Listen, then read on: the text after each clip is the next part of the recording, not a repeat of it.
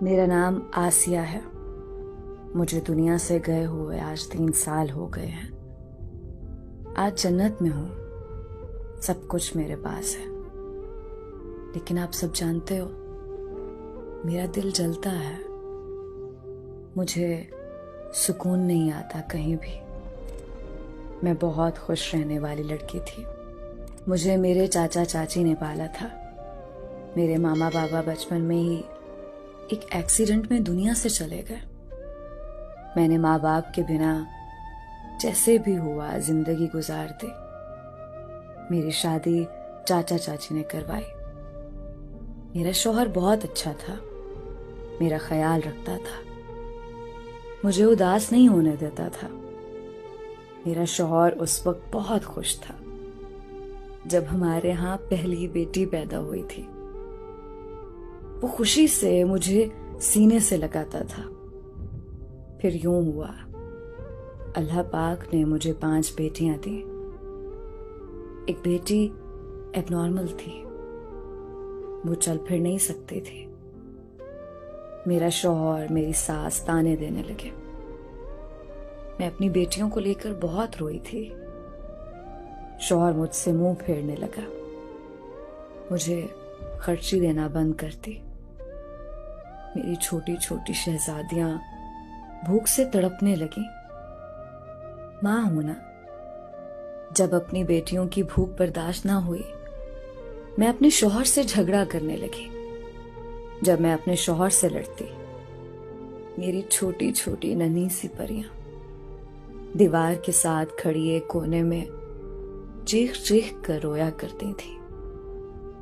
शौहर एक डंडा उठाता, उस वक्त तक मारता जब तक मैं बेहोश ना हो जाती। मेरी बेटियां मेरे होश में आने तक मेरे साथ बातें करती रहती। एक कहती, मम्मा उठ जाओ ना। एक मेरा मुंह चूमती, मेरी आंखें खोलने की कोशिश करती। बड़ी वाली इतनी डर जाती, वो मेरे दुपट्टे में छुप जाती। जब मैं होश में आती तो कहती, मामा हमको खाना नहीं खाना, बस आप हमारे पास सो जाएं। अपनी भूखी बेटियों को सीने से लगाकर लोरी सुनाती। माँ बाप थे नहीं, चाचा चाची ने बोझ उतारा सर से। कोई सहारा बाकी नहीं था। सास मेरा कलेजा खाने को दौड़ती। शौहर घर आता, मेरी बेटियां मेरे पीछे छुप जाती थीं। मेरी बड़ी बेटी 7 साल की थी। एक दिन मेरे शौहर ने उसे कहा, खाना डाल कर दो। वो खाना प्लेट में डाल रही थी। खाना गर्म होने की वजह से उसके हाथ से गिर गया। मेरे शौहर ने उसे इतना मारा कि उसके मुंह से खून निकलने लगा। कहने को बाप है, लेकिन वो जलाद है। उसे लगता है बेटियां बोझ हैं। मेरा दिल उस दिन बहुत चाहा था कि बेटियों को लेकर जहर खा लूं, लेकिन अपने जिस्म के टुकड़ों को कैसे तकलीफ दे सकती थी।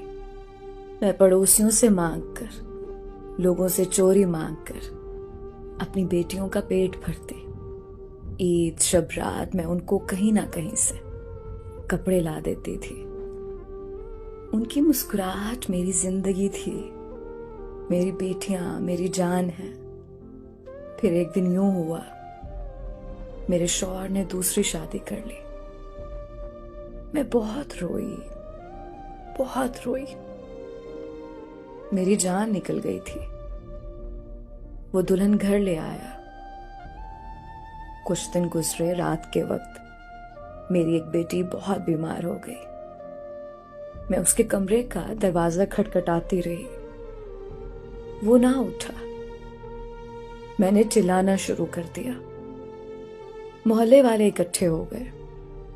वो मेरी बेटी को अस्पताल ले गए। सुबह मेरा शौहर डंडा लिए मेरे पास आया, मुझे गालियां देने लगा।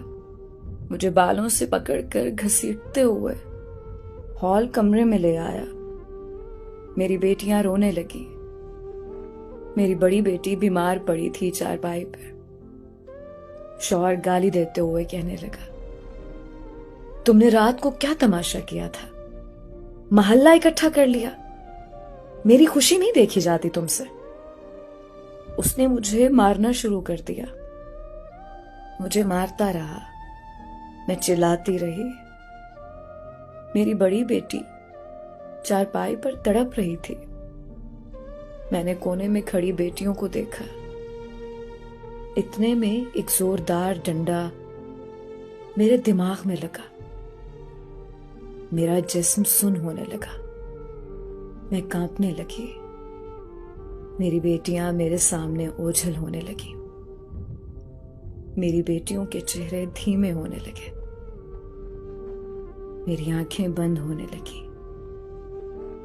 मुझे अस्पताल ले जाया गया, जहां से मैं अल्लाह पाक के पास चली गई।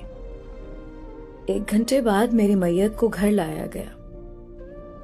मेरी एबनॉर्मल बेटी, जिसको मैं अपनी जिंदगी में कभी जमीन पर चलने नहीं दिया, वो घसीटती बाहर दरवाजे पर आ बैठी।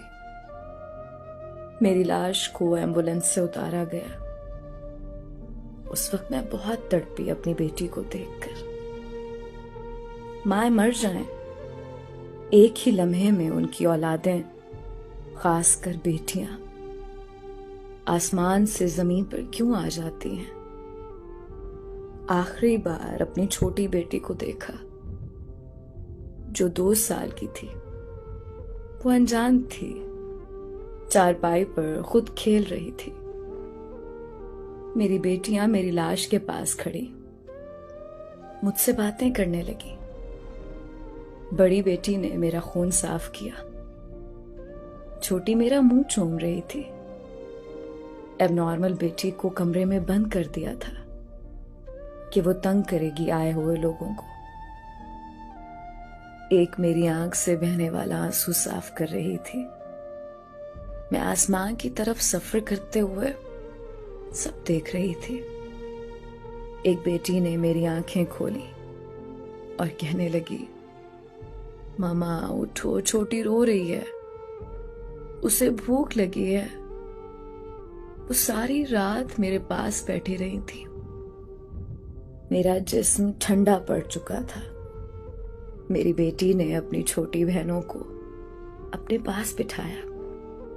कहने लगी, मामा सो गई हैं, मामा के साथ लेट जाओ।